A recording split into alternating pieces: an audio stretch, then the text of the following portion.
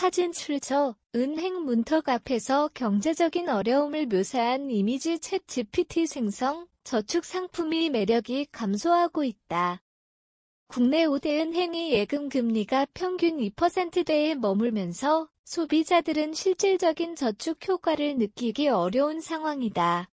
예금자 보호 한도가 상향됐지만 금리가 지속적으로 하락해 제도의 실효성도 의문시되고 있다. 은행연합회에 따르면 KB국민, 신한, 하나, 우리, NH농협은행 등 5대 은행의 12개월 정기예금 평균 기본금리는 2.64%로 조사됐다.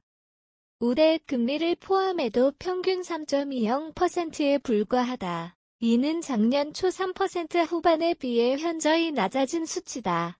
우리은행이 100/1 플러스 예금은 연 3.20%로 가장 높은 금리를 제공하지만 신한은행이 솔편한 정기예금과 국민은행이 100/1 KB스타 정기예금은 각각 2.40%로 상대적으로 낮은 수준에 머물러 있다.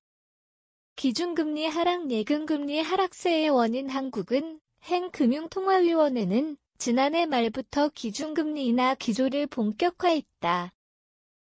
작년 11월 기준금리는 3.25%에서 3.00%로 낮아졌으며 올해도 이러한 기조는 이어질 전망이다. 경기 부양을 위해 긴축 정책이 완화되면서 수신금리도 하향될 가능성이 크다.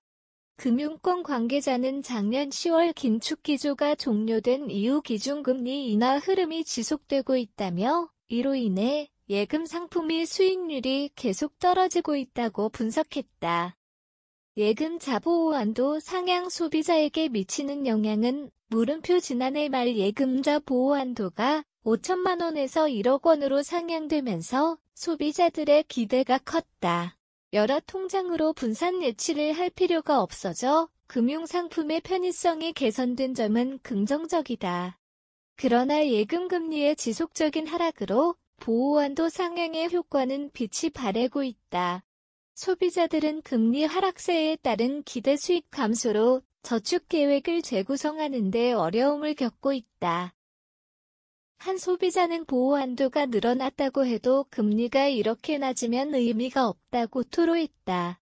금융권의 대안과 소비자의 선택 금융권에서는 소비자들의 실질적인 혜택을 늘리기 위한 다양한 방안을 고심 중이다. 한 금융권 관계자는 기준금리 인하와 수신금리 하락은 불가피하지만 이를 보완할 새로운 금융상품 개발이 필요하다고 말했다. 소비자들은 예금 외의 투자 상품으로 눈을 돌리거나 우대금리를 활용한 저축 방식을 고려해야 할 시점이다. 기준금리 인하에 따른 예금금리 하락은 소비자들에게 직접적인 부담으로 작용하고 있다. 예금자 보호 한도 상향이라는 제도적 개선도 금리 하락으로 인해 소비자들에게 큰 의미를 주지 못하는 실정이다. 금융권은 이를 보완하기 위한 대안을 제시해야 하며 소비자들은 장기적 관점에서 자신의 재무 계획을 재조정해야 할 필요가 있다. 금리 하락이 지속될 경우 소비자와 금융권 모두에게 영향을 미친다.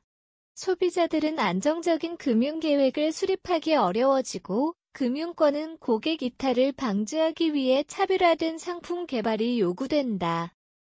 금리 인하 흐름 속에서 금융상품의 다변화와 소비자 맞춤형 전략이 그 어느 때보다 중요한 시점이다.